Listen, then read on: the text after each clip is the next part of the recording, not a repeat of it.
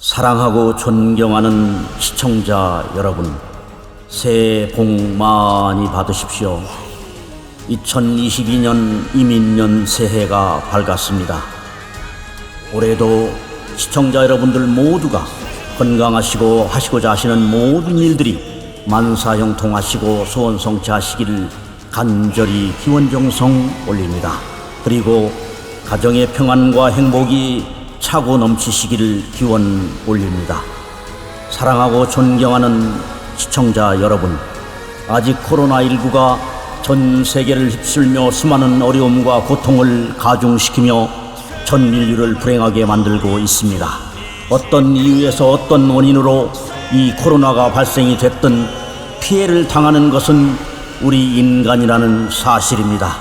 이 코로나와 같은 전염병은 남녀노소 나라를 가리지 않고 퍼져나가기 때문에 전 인류 누구에게나 해당되는 문제인 것입니다.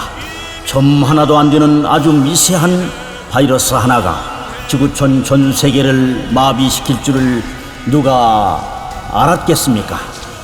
아무도 몰랐다는 사실입니다.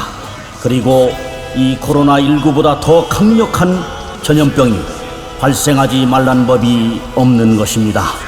언제 어느 때 어느 나라 어느 장소에서 생각지도 못한 전염병이 발생할지 아무도 모르는 것입니다. 강한 약이 개발되면 될수록 병 또한 강하게 진보하게 되는 것입니다.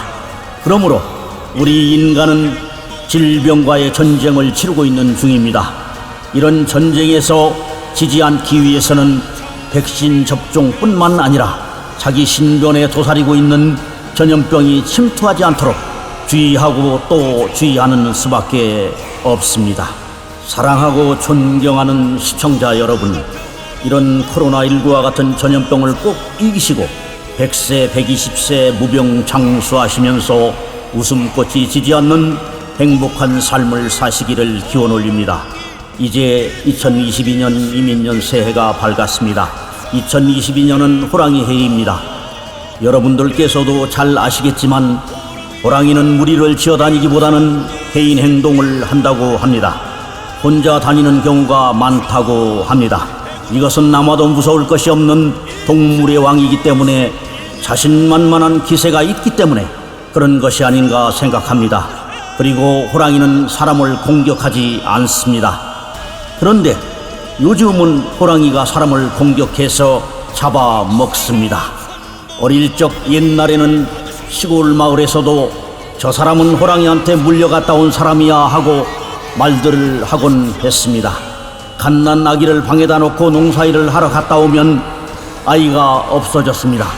그것은 호랑이가 아이를 물어다 산 정상 부근 등성이에다 갖다 놓곤 했습니다. 동네 사람들이 횃불을 들고 가서 찾아오는 일이 자주 있었다고 합니다. 그런데 요즘은 사람을 공격합니다.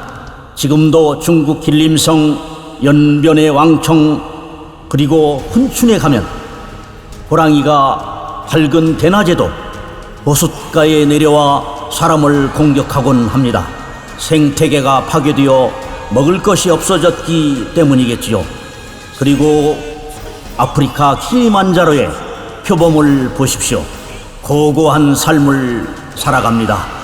눈이 오고 먹을 것이 없으면 킬리만자로의 산상에 올라 굶어 죽어갑니다. 남의 동물 먹이를 빼앗는다든지 썩은 고기를 먹는다든지 하는 일 없이 굶어 죽어갑니다.